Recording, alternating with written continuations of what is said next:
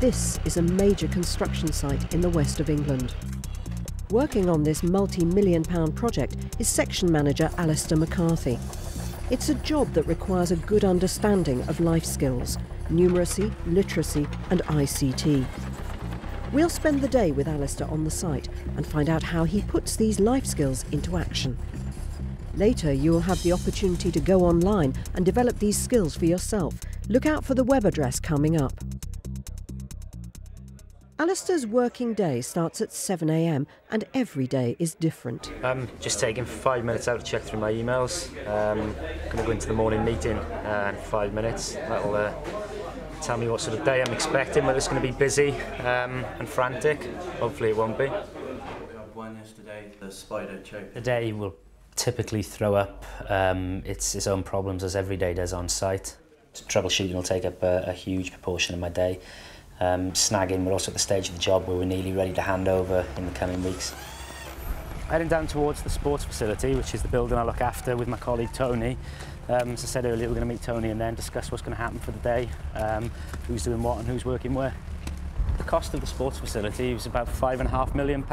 It's treated as a separate project to the rest of the development. It started about 18 months ago and is due for completion in about 4 weeks' time. Morning, Al. All right. Morning. Your main task today, this and the air infiltration preparation works. Fire stopping, Okay. etc. I got a lot of time to spend up in the residences this morning. Yeah, okay, Tony, I'll Okay. catch you about lunchtime, mate. Right, okay, cheers. I've been with the company for 10 years. I left school at the age of 17 with 5 GCSEs. I went to a careers fair and came across Carillion, who then sponsored me through university for 1 day a week while working on projects. I've progressed from an engineer stroke technician up to section manager within 10 years. Yeah. Go and have a feel of it, and if it's dry, then paint it. Spot on. Right. Thanks again. Okay, mate. Cheers. I'd describe my role as a section manager as being almost hands-on in the field with the chaps, making sure what they're doing is correct, conforms to specifications and drawings. Problem solving, troubleshooting, answering the phone, trying to coordinate different trades and subcontractors, liaising with the architect to resolve problems on site, as the architects generally aren't based on site. Yeah, go ahead, Mikey. Any problems I may encounter out on site, technical information or guidance that I require, I can quite easily come into the office and search our online web-based library for data and information. I've been requested by the painter to provide a specification for the paint that covers the floor in the plant room. Of course, I'm not going to know this off the top of my head. The architect specified it, and information again is all web-based, so I'm now searching through the internet to try and find this information.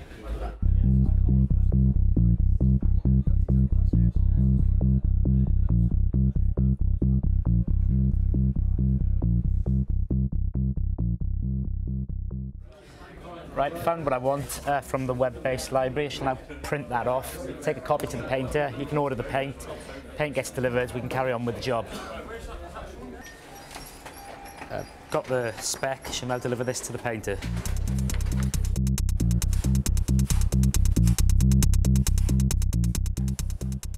Hi Leon. Oh, yeah. Got the paint spec there for the sports hall floors. All right. When do you want that by? Soon as possible, please, mate. There's 3 of us spare, so we'll drop on it Monday morning, if not Monday afternoon at the very latest. Great. Foreman, gosh, he wants everything. Oh, there's a surprise.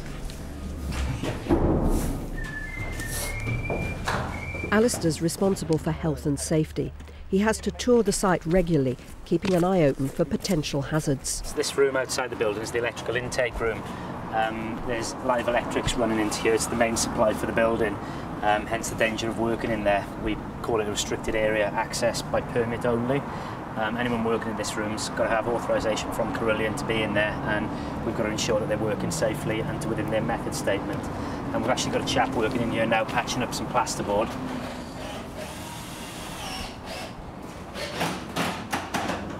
Afternoon, Dean. Nearly finished? Yeah, finished. Yeah. You've got the right permit to work in here, have you? Yeah. Sure. Excellent. Thanks, mate. Yeah. For everything of what I've got to go through, and you know, this health and safety aspect and everything. And you know what you're doing, yeah? Yeah, your method statement. Everything. This document, as I referred to earlier, is the permit to access. We can see it's all correct and in order. We therefore know Dean's working safely, and more importantly, where he is. Okay, that's great, Dean. Thanks, mate.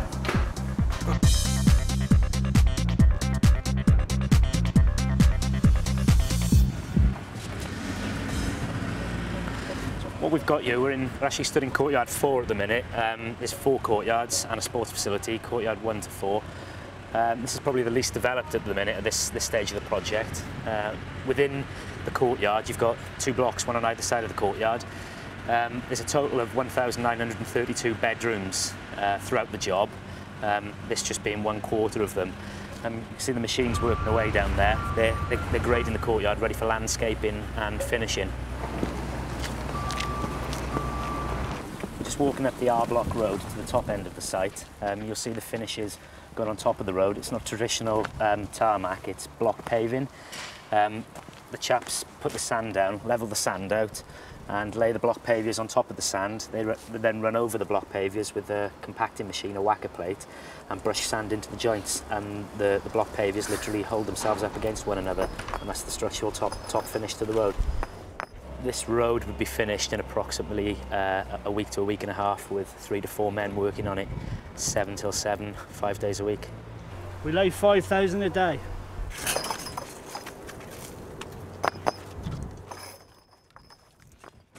We're now going to go up to courtyard 1, which is the furthest on in the job. You see all the landscaping, see the comparison between courtyard 1 and 4, the most finished and the least complete.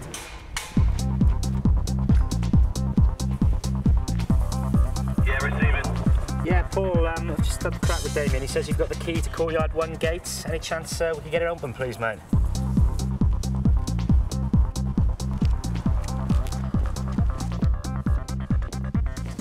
This is courtyard 1, a very near to completed courtyard, just doing the last bits of landscaping and planting. You've got 3 blocks on this side and 4 blocks behind me.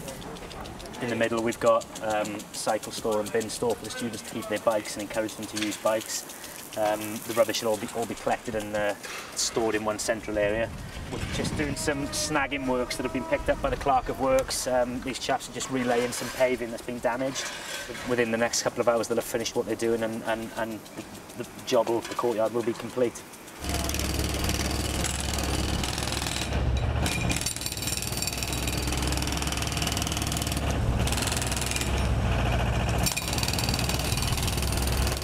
While walking around this morning, I came across an operative using a pneumatic breaker. I challenged him. When challenged, he was unaware of the exposure time or usage time for that piece of equipment. I've advised him to stop. I'm now going to check through the blue book and check the exposure time for that particular piece of equipment and advise him on whether he's using it correctly or not. This is a copy of the HSE Blue Book, guidance on health and safety for construction sites. It consists of 2 folders and is constantly updated to reflect the changes in the health and safety legislation.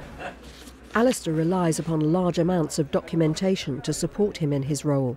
The ability to identify and process key facts is crucial.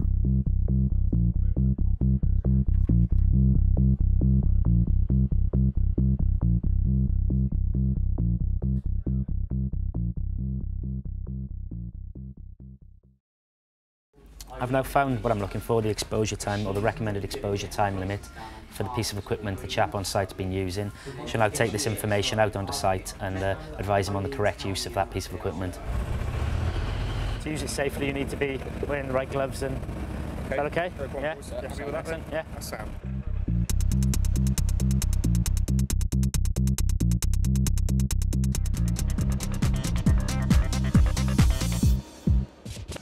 I think the highlight for me in my job is being able to get out and about on a nice day. The sun's shining, I'm not stuck in the office, I'm not tied to a desk for 7-8 hours a day. It's a combination of being in and out of the office, especially when the weather's nice. You do find an excuse to be out more than you do in. The negatives for me are pretty much the opposite. On a cold, dark morning, the last thing I want to be doing is getting out of bed to go onto site and have to resolve issues in the rain and the cold and try and put the labour to work. I think, though, the pluses for me far outweigh the cons, and all in all, it's a great job to have.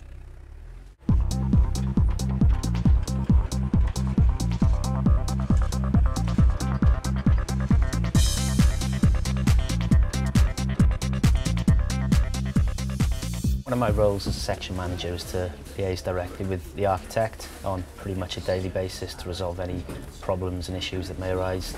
Are there any elements affected? I think we're going to have a problem with the lighting. The trunking for the lighting runs across this sort of direction and steps up and over the basketball supports. So I think we're going to have to step the trunking out. If that is the problem, it looks like being the problem, that needs to be flipped round, i.e. get the dimensions on the correct side of the grid line. Yeah, okay. Excellent.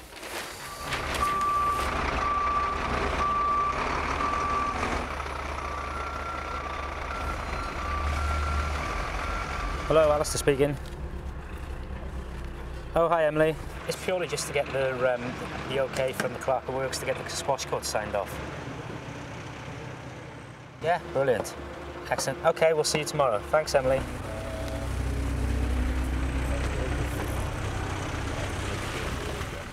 Another of my tasks I need to perform today is to take some survey equipment and to go out onto site with my colleague to calculate and record levels, as-built levels of curbs and curb edgings. What we're actually going to do now is use this tool here, piece of survey equipment, to record and measure the height of the curbs that have been laid on the road. You see my colleague in the distance holding what is effectively a giant ruler. I can look through this, take a reading onto the ruler, and in turn we can calculate the heights of the curbs, record this data and transpose it onto a drawing for archive. The objective of what we're doing now is to perform what we call an as-built survey.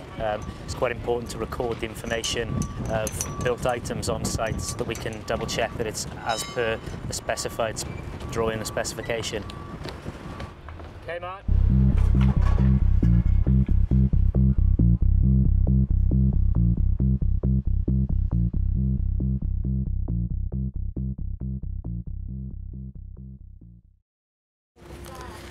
Great, we've got the information we need. I'll now record that on a drawing, forward it to the architect, and it'll be stored away for archive.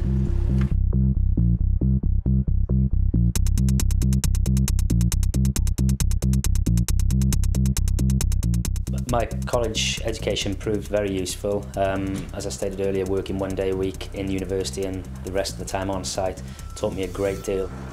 Academically, it really helped me, but from a practical, hands-on point of view, it was first class for me.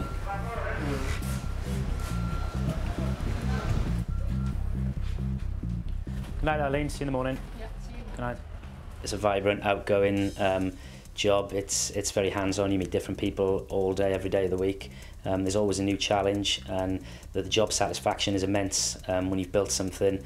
A large bridge, a building, a power station, to stand back in 5-10 years time and think I've actually built that, I was involved in the construction of it, is really means something.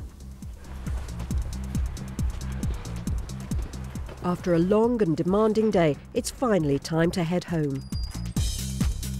Good night.